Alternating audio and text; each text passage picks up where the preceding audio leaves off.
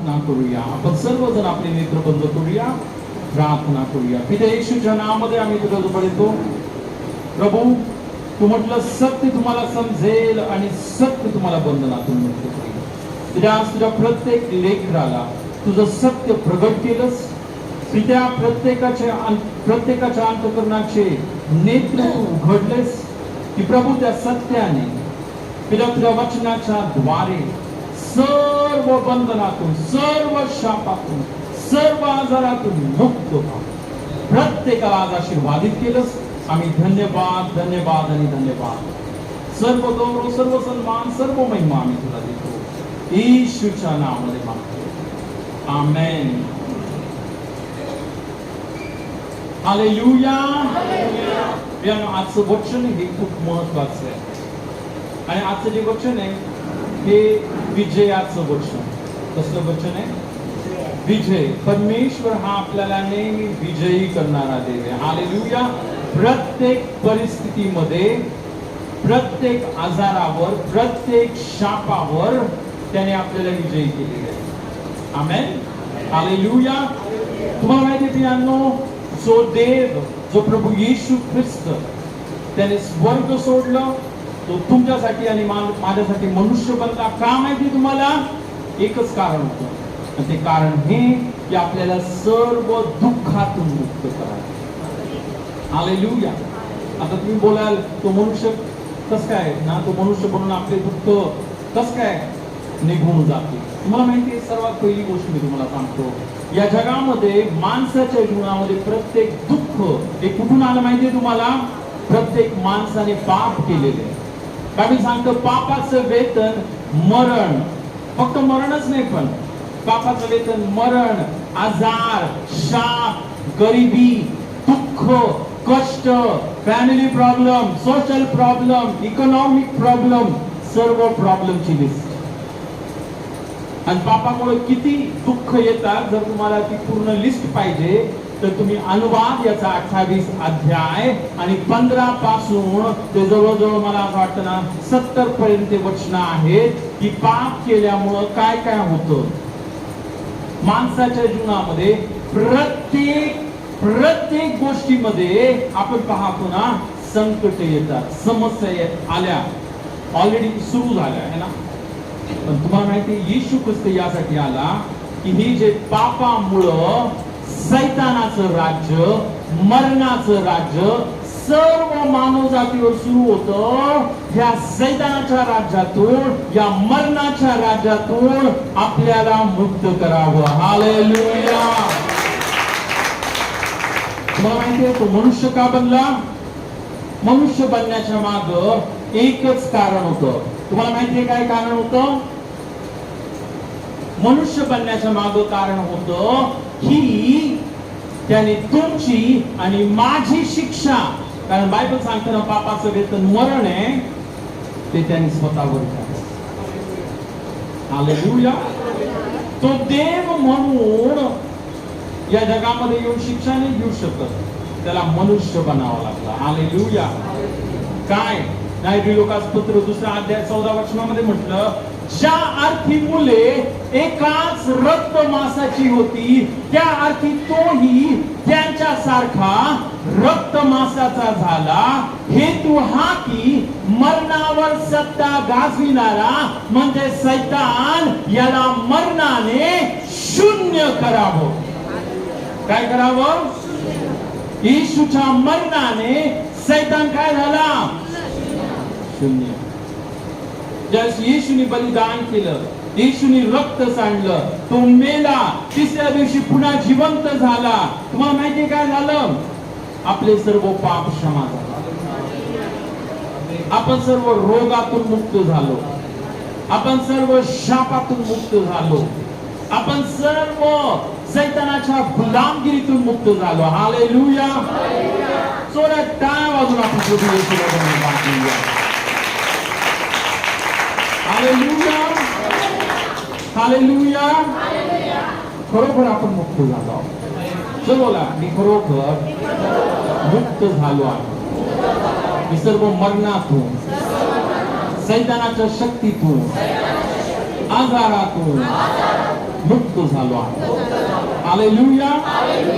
प्रियांनो, आपण जर कलसेकरास पत्र याचा पहिला अध्याय आणि याच प्रियांनो आपण इथे एक वचन वाचूया. कलसेकरास पत्र याचा पहिला अध्याय आणि बायबल सांगतो 13 वचनामध्ये, त्याने सर्व बोला, त्याने आपल्याला अंधाराच्या सत्तेतून काढून, इथे काय म्हटलं, अंधाराच्या सत्तेतून, अंधाराच्या सत्तेतून काढणारे,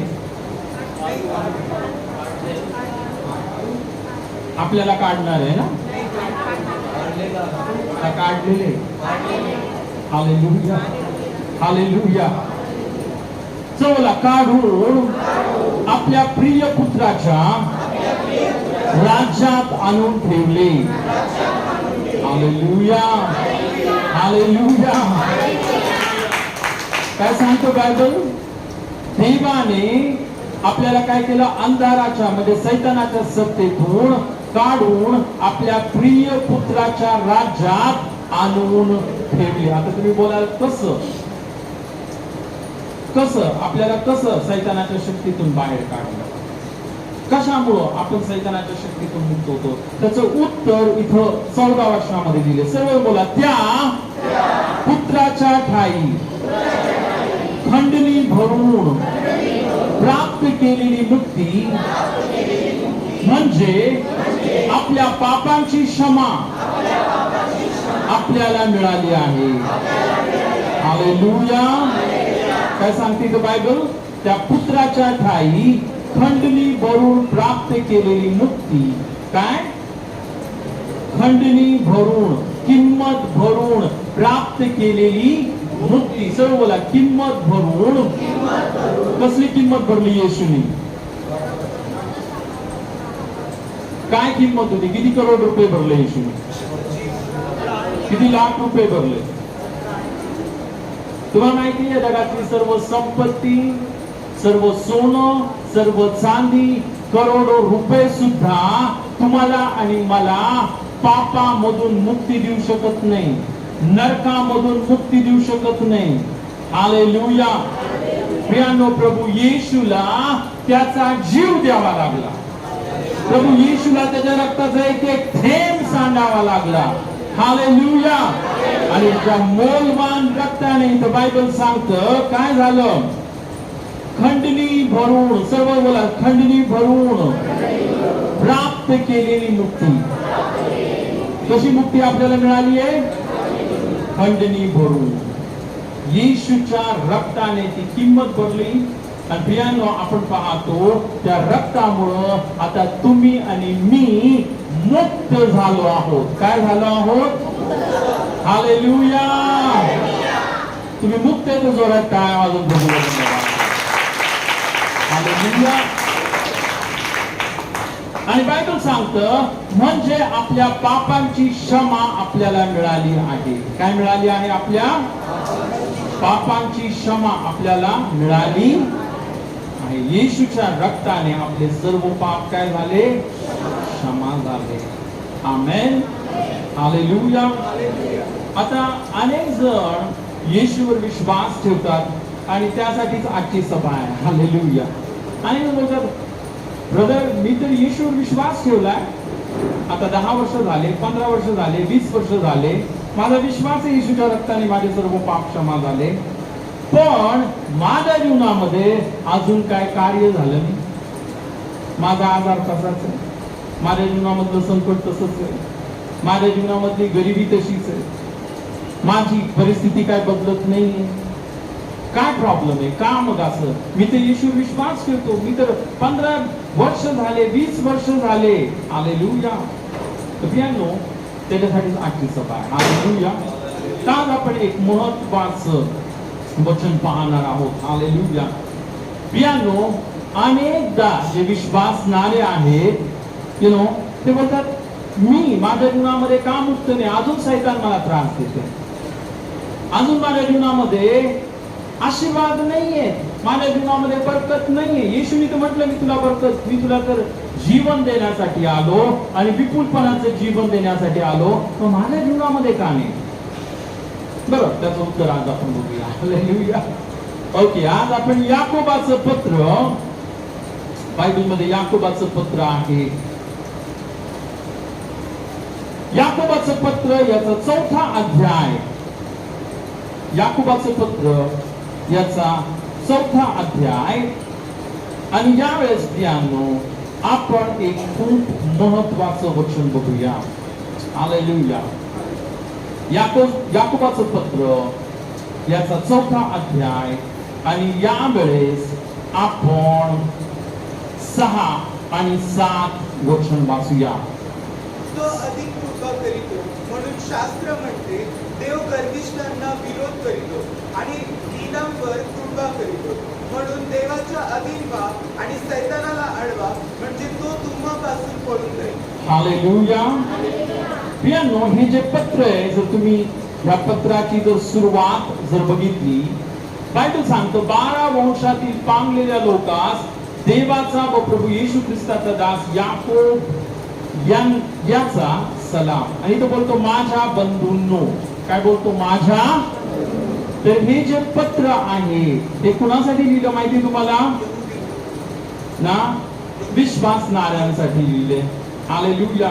माझ्या बंधूंनो, यहुदी असो किंवा कोणी असो, पण आपण पाहतो हे पत्र ख्रिस्तामध्ये आपण कोण आहोत? सर्व भाऊ आणि बहिणी आहोत. हालेलुया. मग इथं आपण पाहतो की याकोब इथं म्हणते तो अधिक कृपा करतो. सर्व बोला, कृपा करतो. देव काय करतो?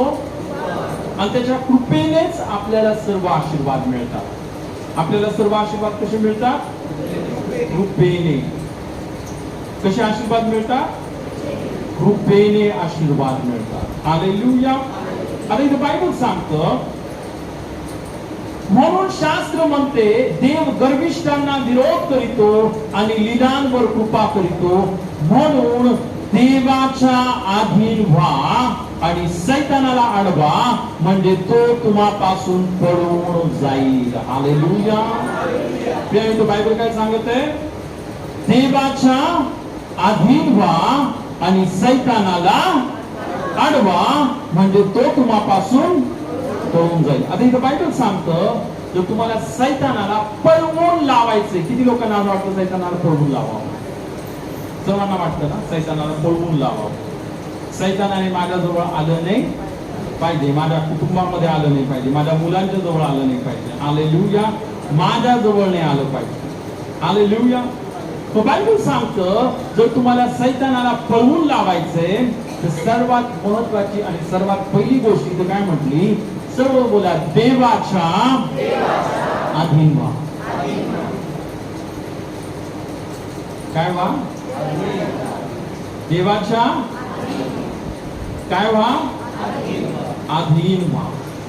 अधीन होणं म्हणजे काय? देवाचं ऐकणं, देव जे सांगतो तसं करणं. हालेलुया. है की नाही? आता अनेक विश्वासणारे तुम्हाला माहिती आहे का, नेहमी काय करत असतात? सैताना मी तुला बांधून टाक, सैताना मी तुला बांधून टाक, दुष्ट आत्म्या मी तुला बांधून टाक.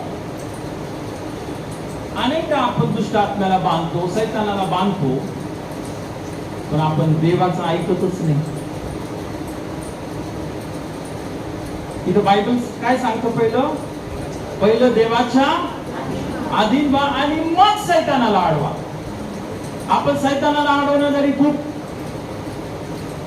एनर्जेटिक आहे. सैताना निघ, दुष्ट आत्म्या निघ, येशूच्या नावामध्ये निघ, निघ, निघ. माझं घर सोड,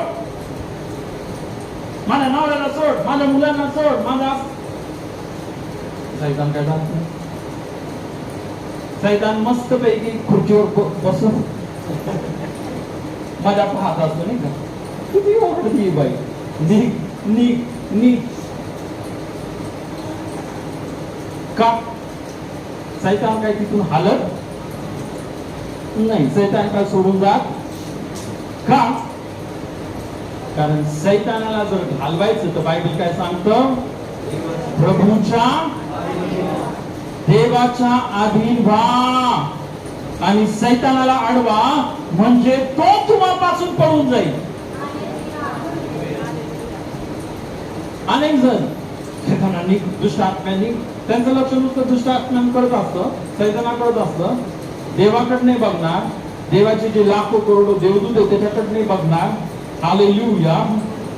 प्रियांनो, एक महत्वाची गोष्ट, हालेलुया, आपण जर देवाच्या अधीन नाहीये तर काय मी माहिती तुम्हाला, सैतान सोडून नाही जाणार. हालेलुया. आणि म्हणून बायबल काय सांगतं, देवाच्या अधीन व्हा, देवाचं ऐका. आमेन. ज्यास आपण परमेश्वराचं ऐकतो त्याच्या वचनाप्रमाणे करण्यासाठी स्वतःचं समर्पण करतो. आता इथं म्हटलं देवाच्या अधीन व्हा म्हणजे काय, इथं बघा, इथं बायबल सांगतं, देवाजवळ या म्हणजे तो तुम्हाजवळ येईल. सर्व बोला, देवाजवळ या म्हणजे तो तुम्हाजवळ येईल. काय होईल? देव तुमच्या जवळ येईल. तुम्ही जर देवाच्या जवळ आला. हालेलुया. तुम्ही देवापासून लांब लांब पळते, देवापासून काय करत आहे? जितकं तुम्ही देवापासून लांब पळणार तितकं तुम्ही सैतानाच्या जवळ जाणार. हालेलुया. आणि म्हणून बायबल काय सांगते, देवाजवळ या म्हणजे तो तुमच्या जवळ येईल. अहो पापी जन हो, हात निर्मळ करा. अहो द्विबुद्धीच्या लोकांनो, आपली अंतःकरणे शुद्ध करा. कष्टी व्हा, शोक करा, रडा. तुमच्या हसण्याचा शोक हो व तुमच्या आनंदाचा विषाद हो. प्रभू समोर, सर्व बोला, प्रभू समोर. पुन्हा एकदा बोला, प्रभू समोर नम्र व्हा म्हणजे तो तुम्हास उच्च करी. काय म्हटलं इथं बायबल? प्रभू समोर काय व्हा? नम्र व्हा म्हणजे तो तुम्हाला काय करेल? उंच करेल. हालेलुया. प्रियांनो, आता ही महत्वाची गोष्ट आहे ना, प्रभूच्या अधीन होणं. प्रभूच्या काय होणं? अधीन होणं. प्रभू समोर नम्र होणं. आता प्रभू समोर नम्र होणं, प्रभूच्या अधीन होणं म्हणजेच काय? प्रभूचं ऐकणं. देव जे सांगतो ते ऐकायचे आणि त्या वचनाप्रमाणे आपल्याला वागायचं. आमेन. बायबल सांगतं ना, यशायाचं पुस्तक ना 53 आणि 6, आम्ही सर्वांनी आम्ही सर्वजण मेंढरांप्रमाणे बहकून गेलो होतो. आम्ही सर्वांनी आपापला विचार करा. आपण तर आपल्या मनाप्रमाणे करतोय, आपण आपल्या मनाप्रमाणे चालतोय. देवाच्या वचनाप्रमाणे आचरण करण्यासाठी जर आपण आपलं समर्पण करत नाही, आपण देवाच्या वचनाप्रमाणे करण्यासाठी आपण प्रभूला आपलं जीवन जर समर्पण करत नाही तर काय मी माहिती तुम्हाला, तुम्ही फक्त स्वतःला फसवत राहाल. मी चर्च मध्ये येतो, मी प्रार्थना करतो, पण तुम्ही वचनाप्रमाणे आचरण करायला तयार आहे का? Hallelujah, hallelujah, hallelujah. इथं बायबल सांगतं प्रभूच्या अधीन व्हा, प्रभू समोर नम्र व्हा. नम्र म्हणजे काय? जे घमंडी लोक असतात, तुम्हाला माहितीये का, जे घमंडी लोक काय करतात माहितीये का?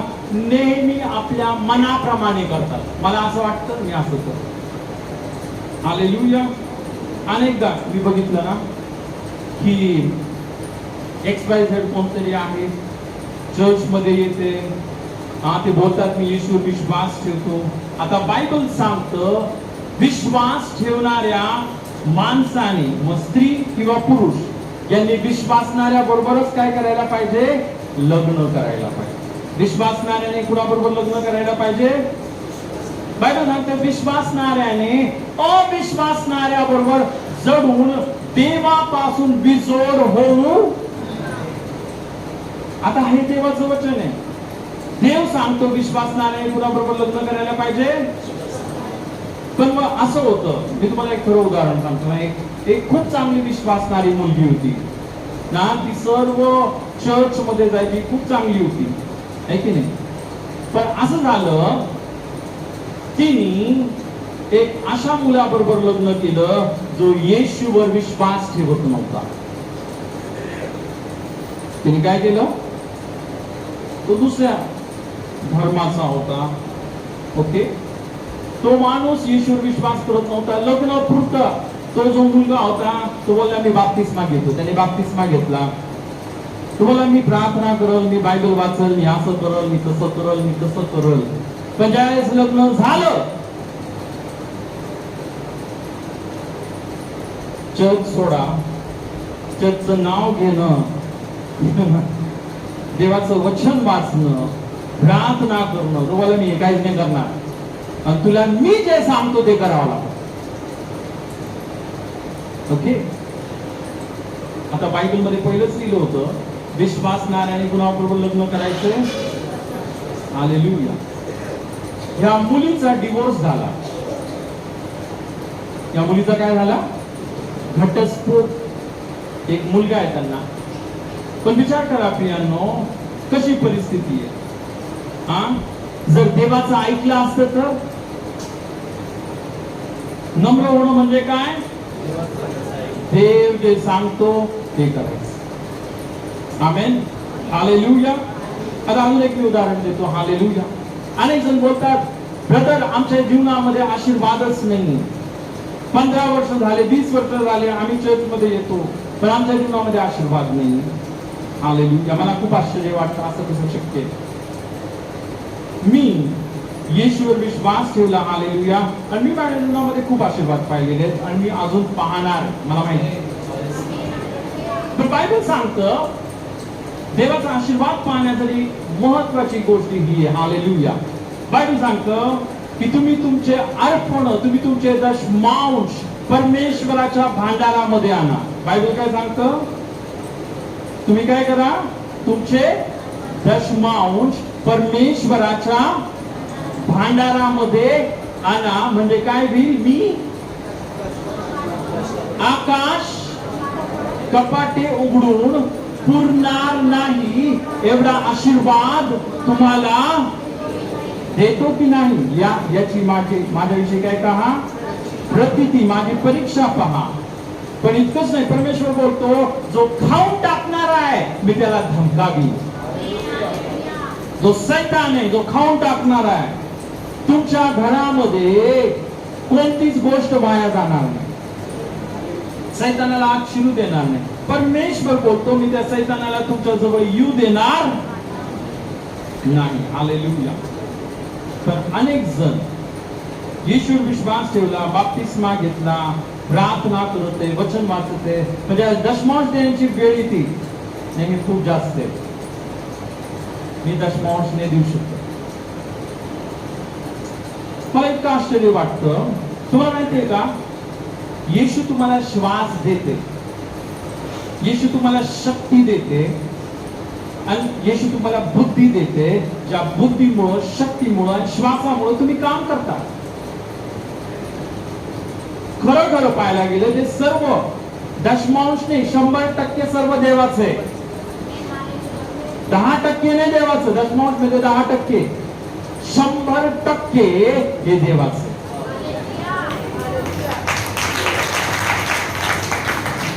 नाही, श्वास कुणी दिला तुम्हाला? हा, आज तर आपण ही हवा खायला, कूलरची हवा खायला आपल्याला इलेक्ट्रिसिटी बिल भरावं लागतं. पण आपल्याला ऑक्सिजन घ्यायला येशूने तो बिल नाही दिला, फुकटच घेते आपण. हालेलुया. तुम्हाला माहिती, जर आपण देवाच्या अधीन होणार नाही, तिथं बायबल स्पष्ट सांगतं मी जो खाऊन टाकणारा त्याला काय करीन? काय करीन? धमकावीन. जर तुम्ही दशमांश देऊन देवाच्या अधीन होणार नाही, हालेलुया, तर तुमच्या जीवनामध्ये कसं कार्य होणार? उगाच आपण कटकटी करायच्या, माझ्या जीवनामध्ये देव कार्यच करत नाही, माझ्या जीवनामध्ये आशीर्वादच नाही. प्रियांनो, बायबल सांगते देवाच्या अधीन व्हा. देव त्याच्या वचनामध्ये जे सांगतो ते पूर्ण करा. आणि ज्या तुम्ही देवाच्या वचनाप्रमाणे जे पण देवाने सांगितले ते पूर्ण कराल, देव त्याच्या वचनाप्रमाणे तुमच्या जीवनामध्ये कार्य करील. देव त्याचं वचन पाळणारा देव. बायबलमध्ये म्हटलं देव मनुष्य नाही की त्यांनी लबाडी करा. देव जे सांगतो ते पूर्ण करतो. आमेन, हालेलुया.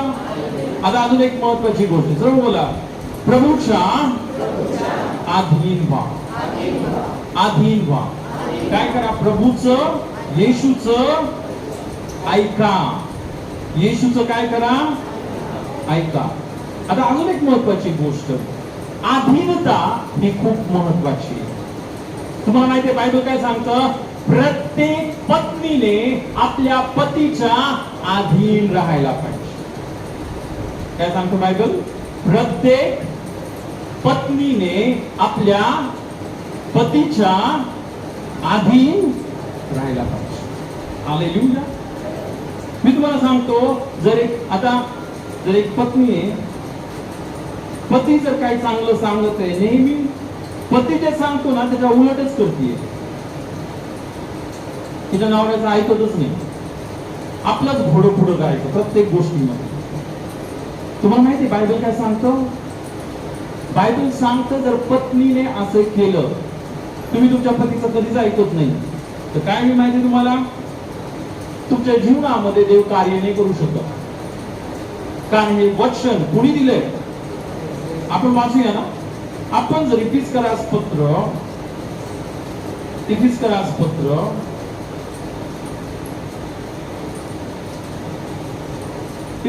पत्र याचा 5 अध्याय आणि यावेळेस आपण 22 आणि 23 वचन वाचूया. वाचा. स्त्रियांनो, तुम्ही जशा प्रभूच्या अधीन तशा आपल्या पतीच्या अधीन असा. कारण जसा ख्रिस्त मंडळीचे मस्तक आहे, तसा पती पत्नीचे मस्तक आहे. शिवाय ख्रिस्त हाच शरीराचा तारणारा आहे. तरी मंडळी जशी ख्रिस्ताच्या अधीन असते, तसे स्त्रियांनीही सर्व गोष्टीत आपल्या पतीच्या अधीन असावे. सर्वजण बोला. तरी मंडळी जशी ख्रिस्ताच्या अधीन असते, तसे स्त्रियांनीही सर्व गोष्टी आपल्या पतीच्या अधीन असावे. काय सांगतो बायबल? पत्नीने काय करायचंय? आपल्या पतीच्या अधीन असावे. प्रियांनो, जी पत्नी जर आपल्या पतीविरुद्ध नेहमी बंडच करत आहे, आपल्या पती जे सांगतो त्याच्या उलटच करत आहे, मी तुम्हाला सांगतो त्या कुटुंबामध्ये देवाचे आशीर्वाद येणार नाही आणि त्या कुटुंबामध्ये सैतान कार्य करतो. कारण जिथं बंड आहे, तुम्हाला माहितीये बंड करण्याचा स्वभाव हा कुणामध्ये? लुसिफर. तुम्हाला माहिती लुसिफर बायबल सांगता हा कोण होता? देवदूत होता, है ना? देवदूत होता आणि तो देवाची स्तुती आणि आराधना करणारा होता, तो देवाला धन्यवाद देणारा होता. पण लुसिफरच्या अंतःकरणामध्ये काय आला? गर्व आला. काय आला? गर्व आला. आणि तो बोलला, मी माझं सिंहासन देवाच्या सिंहासनापेक्षा उंच करेन. म्हणजे काय? मी काय करल? देवापेक्षा उंच. म्हणजे मी माझ्या मनाप्रमाणे करल. मी माझं सिंहासन माझं देवापेक्षा उंच करेन. म्हणजे काय? मला जसं पाहिजे तसं मी करल. मी देवाचं ऐकणार नाही. आणि ज्यावेळेस एक पत्नी असं बोलती, मी माझ्या नवऱ्याचं ऐकणार नाही, मला जे पाहिजे ते मी करत, तुम्हाला माहिती काय होतं त्या घरामध्ये? त्या घरामध्ये लगेच देवाचे आशीर्वाद थांबून जातात. काय होतात? आशीर्वाद थांबून जातात. का? कारण हा बंड करणारा जो स्वभाव आहे, हा कुणाचा स्वभाव आहे? लुसिफरचा स्वभाव. मग बायबल सांगतं, आता बघा, एक तर आपण लुसिफर सारखं बनू शकतो किंवा येशू सारखं बनू शकतो. कसं बनू शकतो? येशू सारखं. आता देव पिता देव पिता, सर्व बोला, देव पिता आणि देव पुत्र. हालेलुया, है ना. देव पुत्र येशू ख्रिस्त है की नाही, हा कोण आहे? येशू कोण आहे? येशू कोण आहे? देव आहे का? किती लोकांना वाटतं येशू देव आहे का नाही? देव आहे का नाही? तो माणूस आहे. माणूस असला तर मेलेलाच राहिला असता. तो देव आहे म्हणून तिसऱ्या दिवशी जिवंत झाला. आता मला उत्तर द्या, येशू देव आहे का माणूस आहे? हात वर करा. आता हे मी चिटिंगच केली. विद्यार्थ्यांना प्रश्न विचारला आणि त्यांना उत्तर पण सांगितलं. तुम्हीच सांगायला पाहिजे होते येशू देव आहे, ह्याच्यामध्ये काहीच संशय नाही. हालेलुया. तुम्हाला माहिती येशू देव आहे, येशू देवा समान आहे. हालेलुया. बायबल सांगतो तो देवाच्या बरोबरीचा आहे. हालेलुया. पण देव पित्याने येशूला काय सांगितलं? येशूला म्हटलं तू काय बन? माणूस बन आणि तू क्रूस खांबावर बलिदान कर. देव पित्याने काय सांगितलं येशूला? तू माणूस बन आणि क्रूस खांबावर तुला दास बनावा लागल. तुला काय बनावा लागल? दास. आणि येशू आपल्या सर्वांसाठी दास बनला ना? बनला का नाही? त्याने आपली सेवा केली, आपल्यासाठी क्रूस खांबावर त्याचा प्राण दिला. हालेलुया. तर तुम्हाला माहितीये एक पती आणि पत्नीमध्ये कसं नातं पाहिजे माहिती तुम्हाला? देव पिता आणि येशू सारखं. ज्यावेळेस येशूनी, ज्यावेळेस पित्याने येशूला सांगितलं तुला दास बनायचंय, तुला क्रूस खांबावर मरायचंय, येशूने बोलला नाही मी नाही मारणार, मरायचं तर तू मर, मी माझ्या मनाप्रमाणे करत. हालेलुया. येशू काय बोलला? नाही, तुझी इच्छा आहे ना मी क्रूस खांबावर बलिदान करावं, मी माझा प्राण द्यायला तयार आहे. मग बायबल सांगतं इथं काय म्हटलं ना, स्त्रियांनो जशी मंडळी ख्रिस्ताच्या अधीन असते तसे स्त्रियांनी ही सर्व गोष्टीत आपल्या पतीच्या अधीन असावे. जर प्रियांनो जी पत्नी आहे आपल्या पतीच्या अधीन राहत नाहीये, आपल्या पतीचं ऐकत नाहीये, आपल्या मनाप्रमाणेच करतोय, आपल्या इच्छेप्रमाणेच करतोय, तर मी तुम्हाला सांगतो तुमच्या जीवनामध्ये आशीर्वाद येणार नाही. दुसरी एक महत्वाची गोष्ट बायबल सांगतं, स्त्रियांनी आपल्या पतीचा आदर केला पाहिजे. काय केला पाहिजे? आदर केला पाहिजे. हालेलुया. जर तुम्ही तुमच्या पतीचा आदर करू शकत नाही, तुम्ही तुमच्या पतीला असं ए उठ उठ. अनेक लोक आपल्या पतीला शिव्या देतात, मी तुझं नाही ऐकणार, माझी तुझी भाषा करतात. प्रियांनो हे बायबल प्रमाणे नाहीये. हालेलुया. आणि मी तुम्हाला हे का शिकवते माहिती तुम्हाला आज? कारण मला पवित्र आत्म्याने सांगितले तुम्हाला शिकवावं. प्रत्येक जी स्त्री आहे जिचं लग्न झालेलं तिने आपल्या पतीच्या अधीन राहायला पाहिजे, तिने आपल्या पतीचा आदर करायला पाहिजे. जर तुम्ही तुमच्या पतीचा आदर केला तर देव तुमच्या जीवनामध्ये आशीर्वाद देईल. तुम्ही जर तुमच्या पतीचा आदर नाही करणार, देव तुमच्या जीवनामध्ये कार्य करू शकत नाही. कारण आपण आता बघितलं देव गर्विष्ठांचा काय करतो? विरोध करतो. आणि जे नम्र आहेत त्यांना.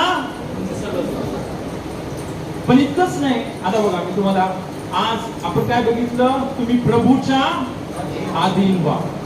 मग त्याच्यानंतर आपण काय बघितलं, प्रत्येक पत्नीने आपल्या पतीच्या अधीन व्हा. पण इतकंच नाही, बायबल सांगतो प्रियांनो जे मुलं आहेत त्यांनी आपल्या आई वडिलांच्या अधीन राहायला पाहिजे. हालेलुया. आपण वाचूया इफिसियन्स पत्र 6 अध्याय आणि याच आपण 6 आणि 6 अध्याय पहिलं, दुसरं आणि तिसरं वचन वाचूया. मुलांनो प्रभूमध्ये तुम्ही आपल्या आई बाबांच्या आज्ञेत राहा, कारण हे योग्य आहे. आपला बाप व आपली आई यांचा मान राखा, यासाठी की तुझे कल्याण व्हावे व तू पृथ्वीवर दीर्घायू असावे. अभिवचन असलेली हीच पहिली आज्ञा आहे. बायबल सांगतं, मुलांनो प्रभूमध्ये तुम्ही आपल्या आई बापांच्या आज्ञेत राहा. काय करा? आपल्या आई बापांच्या प्रभूमध्ये. सर्व बोला, प्रभूमध्ये. आता स्त्रियांना पण तेच म्हटलेले ना, की तुम्ही जशा प्रभूच्या अधीन तशा आपापल्या पतीच्या. ज्यावेळेस तुमचा पती सांगते काहीतरी चांगलं करण्यासाठी ऐका. आमेन. हा जर तुमचा पती सांगते जा तिकडे चोरी कर, तुमच्या नवऱ्याने तुम्हाला सांगितलं काय कर, तिकडच्या घरामध्ये जा आणि ती बाई तिथं ना झोपलेली आहे, तिचं सोनं तिथं पडलेले उचलून आणचल, मग करणार का स्त्रिया? नाही. जसं प्रभूच्या अधीन तसं काय करा? आपल्या पतीच्या अधीन राहा. तसंच मुलांना पण इथं म्हटलं, जसं तुम्ही प्रभूच्या अधीन तसं आपल्या आई वडिलांच्या अधीन राहा. तुमचे आई वडील जे सांगतील तसं वागा. ऑफकोर्स तुमचे आई वडील जर तुम्हाला सांगत आहे जा त्याचा खून कर, तुम्ही करायचा का खून? नाही. तर ज्यावेळेस आपले आई वडील चांगलं सांगतात, ज्यावेळेस ते काहीतरी तुम्हाला सजेशन देते, चांगलं सांगते, मुलांनी काय केलं पाहिजे? आपल्या आई वडिलांचं काय करायला पाहिजे? हालेलुया. ज्यावेळेस आपण आपल्या आई वडिलांचं ऐकतो परिणाम काय होतो? आता ऐका. आपला बाप व आपली आई यांचा मान राख यासाठी की तुझे कल्याण व्हावे. काय सांगतो बायबल? तुझे कल्याण व्हावे व तू पृथ्वीवर दीर्घायू असावे. दोन आशीर्वाद सांगितले. जे आपल्या आई वडिलांचं ऐकतात त्यांच्या जीवनामध्ये काय होणार आहे? काय होणार आहे? कल्याण. काय होणार आहे? त्यांचं कल्याण होणार. Hallelujah, hallelujah. पण जे मुलं आपल्या आई वडिलांचं ऐकत नाही, आपल्या आई वडिलांना मान देत नाही, तिथे काय म्हटलं? आपल्या आई वडिलांचा, तिथे बायबल सांगतं आपल्या आई बापांच्या आज्ञेत राहा कारण योग्य आहे. आपली बाप व आपली आई यांचा मान राखा. काय राखा? जर तुम्ही तुमच्या आई वडिलांचा मान राखणार नाही, कसं पण बोलणार आपल्या आई वडिलांबरोबर. अनेक मुलं मी बघितलं ना, आपल्या आई वडिलांना काय पण बोलतात, कसं पण बोलतात. हा, मी तुम्हाला सांगतो, जे मुलं आपल्या आई वडिलांना मान राखणार नाही त्यांच्या जीवनामध्ये कल्याण. कल्याण म्हणजे काय माहिती तुम्हाला? कल्याण म्हणजे फक्त आशीर्वाद नाही, कल्याण हे पूर्ण जीवनाचं कल्याण असतं. हालेलुया. पूर्ण जीवनाचा आशीर्वाद. बायबल काय सांगतं? जर तुम्ही तुमच्या आई वडिलांच्या आज्ञेत राहिला आणि त्यांना मान दिला, काय दिला? मान दिला, तर देव तुमचं कल्याण करेल. बास पण जोरात काय? पण इतकंच नाही, इथं बायबल सांगतं पृथ्वीवर दीर्घायू देव तुम्हाला करेल. काय करेल? पृथ्वीवर दीर्घायू. आमेन, हालेलुया. आता हा प्रत्येक आशीर्वाद आपण बघतो, हा कशामुळे? कशासाठी आहे? कुणासाठी आहे? जे अधीन राहतील. हालेलुया. आपण सुरुवात केली काय? देवाच्या अधीन राहा. कारण देव काय करतो? जे नम्र आहे त्यांना उंच करतो आणि जे गर्विष्ठ आहे त्यांना आडवतो. मग त्याच्यानंतर आपण पुढे गेलो आणि आपण बघितलं प्रत्येक पत्नीला काय सांगितलं? आपल्या पतीच्या अधीन राहा, आपल्या पतीला मान द्या. हालेलुया. तुम्हाला माहिती, ज्यावेळेस एक पत्नी आपल्या पतीच्या अधीन राहते आणि आपल्या पतीला मान देते, त्यावेळेस काय होतं माहिती तुम्हाला? आशीर्वाद. काय? हे फक्त मुलांसाठी नाही ना. हालेलुया. कारण जर एका घरामध्ये पती एक सांगते आणि मी नाही करणार, मी नाही करणार, सारखं काय होईल? काय होईल सारखं? जर घरामध्ये सारखा वाद आहे, नुसतं भांडण आहे, नवरा आणि बायको मध्ये सर्व भांडण आहे, सारखंच भांडण आहे, काय होईल? भांडण येतं. आपण वाचूया. आपण याकोबाचे पत्र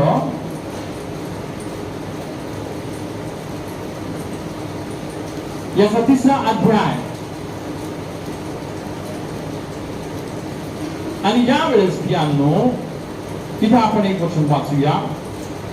आपण 14 पासून ते आपण 16 पर्यंत वचन वाचूया. पण तुमच्या मनात तीव्र मत्सर व तट पाडण्याचा स्वभाव आहे तर ताठा मिरवू नका व सत्याविरुद्ध लबाडी करू नका. हे ज्ञान वरून उतरत नाही तर ते ऐहिक इंद्रियजन्य सैतानाकडले आहे. कारण जेथे मत्सर व तट पाडण्याचा स्वभाव आहे तेथे अव्यवस्था व प्रत्येक कुकर्म आहे. बायबल सांगते जेथे मत्सर व तट पाडण्याचा स्वभाव आहे. जेथे काय मत्सर, मत्सर म्हणजे काय? राग, सारखं भांडण, नवरा बायको मध्ये सारखं भांडण चालू आहे. तर बायबल सांगतं जेथे मत्सर व तट, तट म्हणजे काय? फूट, नेहमी फूट. कधी जमतच नाही नवरा बायकोचं. नेहमी भांडण, नेहमी भांडण, नेहमी भांडण. जर नेहमी भांडण आहे का घरामध्ये, काय लिहिलं ऐका. जिथे मत्सर व तट पाडण्याचा स्वभाव आहे तेथे अव्यवस्था. तिथं काय? अव्यवस्था. काय तिथं? काहीच व्यवस्थित नाही.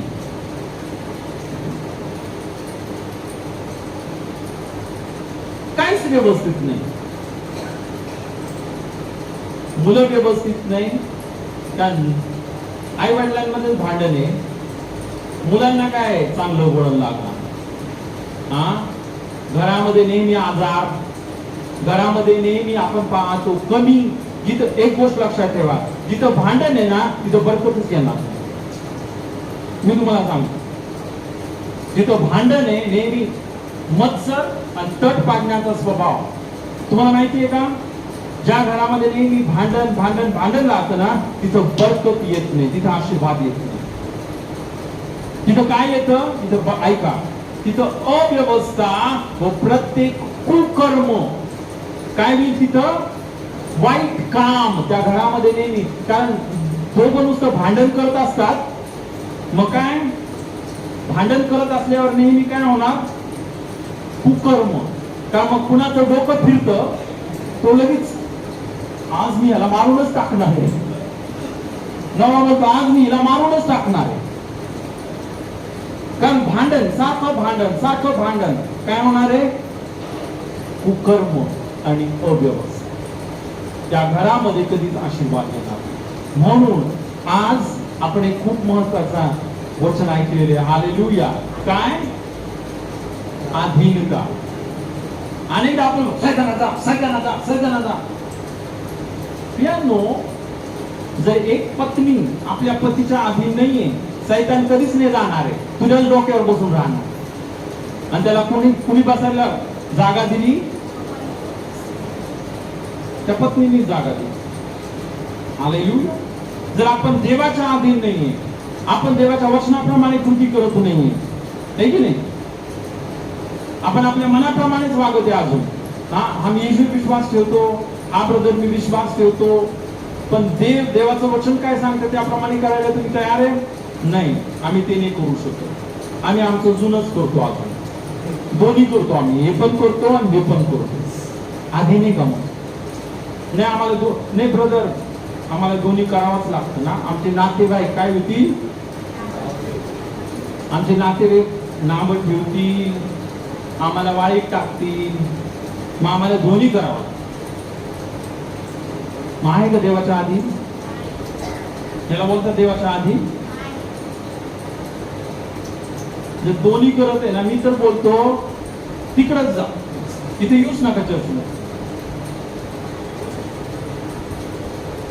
ऐकलं का तुम्ही माझं? मी खूप सिरियसली बोलतो.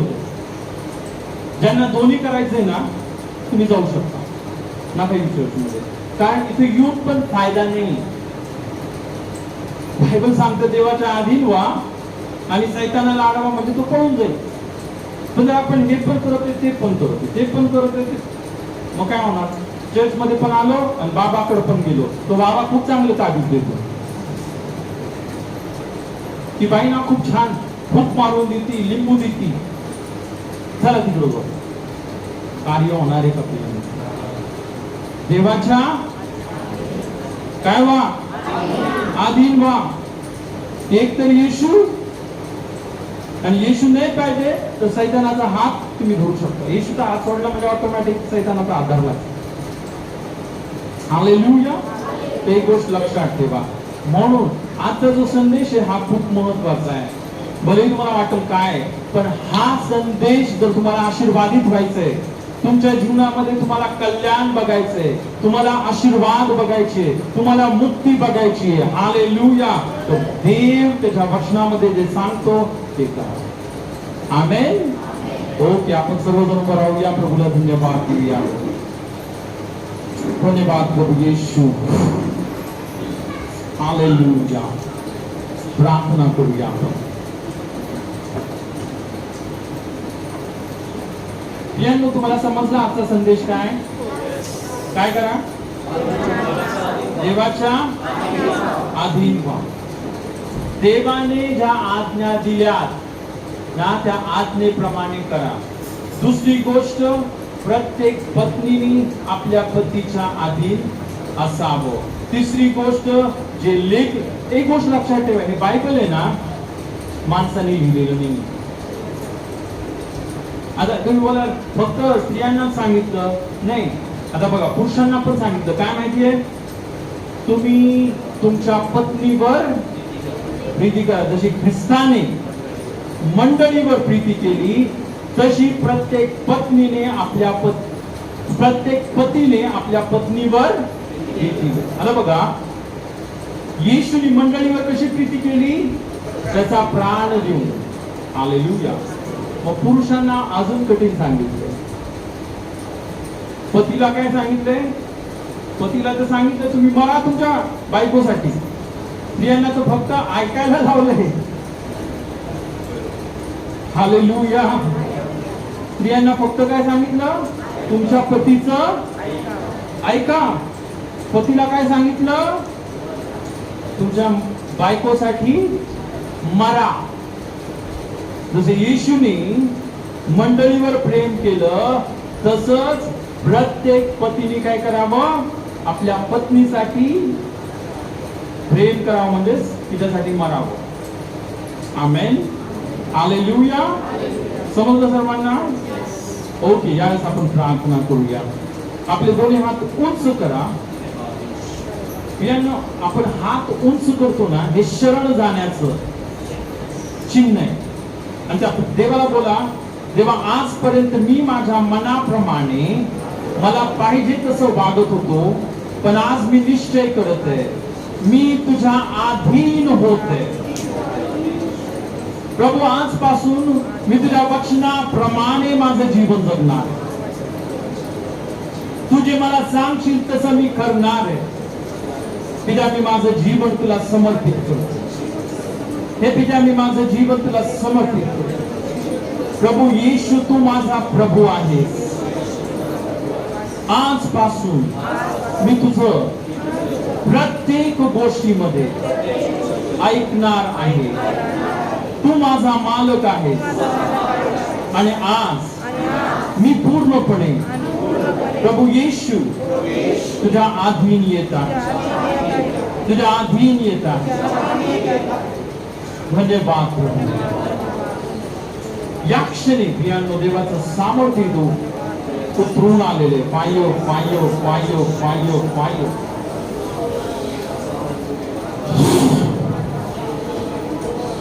या क्षणी जसं तुम्ही देवाच्या वचन शाबा बाबा हियांगा राबा हियांगा राबा, तुम्ही जसं आज तुमचं समर्पण केलेलं देवाची वचनाप्रमाणे तुमचं जीवन जगण्यासाठी, या क्षणी सैतान पळून जाते. कारण बायबल सांगतं, देवाजवळ या, देवाच्या अधीन व्हा आणि सैतानाला अडवा, म्हणजे तो तुमच्यापासून पळून जाईल. शाबा बाबा हियांगा राबा हियांगो रेबो सोचोरिया क्रासिथेरिया एंधोगो सोचोरिया क्रासिथेरिया. प्रत्येक ज्या बहिणीचं पती आहे, निश्चय करा, मी माझ्या पतीच्या अधीन राहणार. बायबल सांगतं सर्व गोष्टीमध्ये आपल्या पतीच्या अधीन राहा.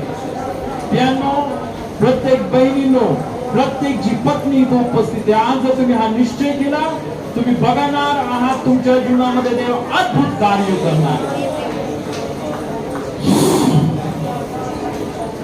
शबा बाबा यामदारा बाबा यामदारा. तुझ्या प्रत्येक बहिणीला तुझ्या रक्तामध्ये झाकते, जे प्रत्येक पती पत्नीला तुझ्या रक्तामध्ये झाकते, आणि तुझ्या प्रत्येक बहीण, प्रत्येक पत्नीला आपल्या पतीच्या अधीन राहण्यासाठी तुझी शक्ती या दिलीस. प्रभू तुझं सामर्थ्य दिलेस, मी धन्यवाद. तुझ्या इथे ते सर्व लेकर आहेत, त्या लेकरांना आपल्या आई वडिलांच्या प्रभू मध्ये तुझ्या आई वडिलांच्या अधीन राहण्यासाठी तुझी कृपा दे. आई वडिलांचा मान करणार बनव प्रभू. शांदाराबारी अंधाराबारी अंधरोबो सोकोरी अंधाराबा मेंदरे बेरी अंधाराबा शिखेंदरोबो. तुझ्या या क्षणी तुझ्या आशीर्वाद दिलेस, या क्षणी तुझी बरकत दिलीस, या क्षणी तुझ्या लेकरांच्या जीवनामध्ये कल्याण दिलंस, या क्षणी तुझ्या लेकरांना दीर्घ आयुष्य दिलंस, आशीर्वादित केलंस. तुझ्या प्रत्येकाला मी धन्यवाद देतो. तुझ्या आमची प्रार्थना ऐकलीस, धन्यवाद देतो. प्रत्येकाला आशीर्वादित केलंस, आम्ही धन्यवाद देतो. तुझ्या सर्व बंधन तू तोडलेस, सर्व शाप तू तोडलेस, धन्यवाद. येशूच्या नावामध्ये म्हणतो आमेन. हालेलुया. खरोखर प्रियांनो, हा सिद्धांत आहे. त्याला काय बोलता? सिद्धांत किंवा नियम. एक नियम आहे. तुम्हाला माहिती काय नियम आहे? कोणतीही गोष्ट वर फेकली तर ती खाली. हा काय नियम. तसंच आशीर्वाद प्राप्त करण्याचा, प्रमोशन प्राप्त करण्याचा, उन्नती प्राप्त करण्याचा नियम काय? प्रभूच्या अधीन व्हा. बायबल सांगतं आधी नम्रता मग मान्यता. बायबल सांगते जे नम्र आहेत देव त्यांना उंच होतो. म्हणून आजपासून देवाच्या वचनाप्रमाणे आचरण करण्यासाठी तुम्ही जे पण वचनामध्ये बघाल, बोलायचं प्रभू मी हे करणार, आणि हे करण्यासाठी तुम्हाला शक्ती. आमेन. हालेलुया. ओके. ही वेळ प्रियांनो, आपलं अर्पण, आपले दशमांश आपण देवाच्या राज्यामध्ये देऊया. यावेळेस आपण एक गीत घेऊया. हे गीत चालू असताना आपलं अर्पण देवाच्या राज्यामध्ये देऊया. ते गीत घेऊया, आपण सुरू करू. हालेलुया.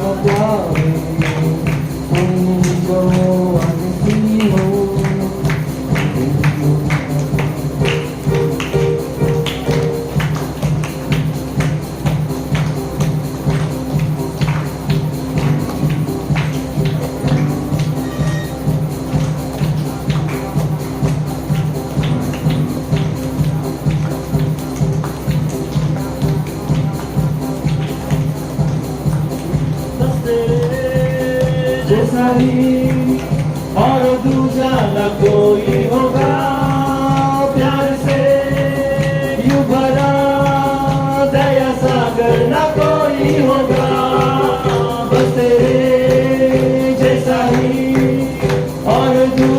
न कोई होगा, प्यार से यूं भरा नया सागर न कोई होगा। तुम ही जो हो आ जाएगा, तुम ही जो हो आ फेरो, तुम ही जो हो ममतावे, तुम ही जो हो आ किसी हो। तुम ही हो दाता, तुम ही विधाता, तुम ही हो मेरे खुदा। तुम ही हो दाता, तुम ही विधाता, तुम ही हो मेरे खुदा।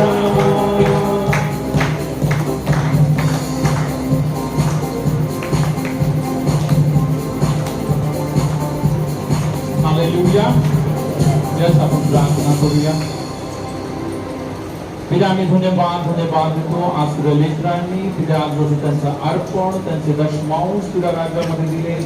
या क्षणी तुझ्या वचनाप्रमाणे आकाश कपाटे तू उघडलेस, पूर्ण एवढा आशीर्वाद तुझ्या लेकरांच्या जीवनामध्ये मोकळा केलास. सर्व शाप, सर्व बंधन, सर्व कमी तू नष्ट केलीस. तुझ्या सर्व कर्ज तू काढून टाकतोस. तुझी बरकत तुझ्या लेकरांच्या जीवनामध्ये दिली. पायो पायो पायो पायो प्रभू तुझी, प्रभू तू म्हटलंस जे बी आम्ही पेरतो ते बहुगुणित करशील. तुझ्या ते बी बहुगुणित केलंस, तुझ्या प्रत्येकाला आशीर्वादित केलंस. आम्ही धन्यवाद धन्यवाद आणि धन्यवाद येशूच्या नावामध्ये मागतो. आमेन. आमेन. हालेलुया.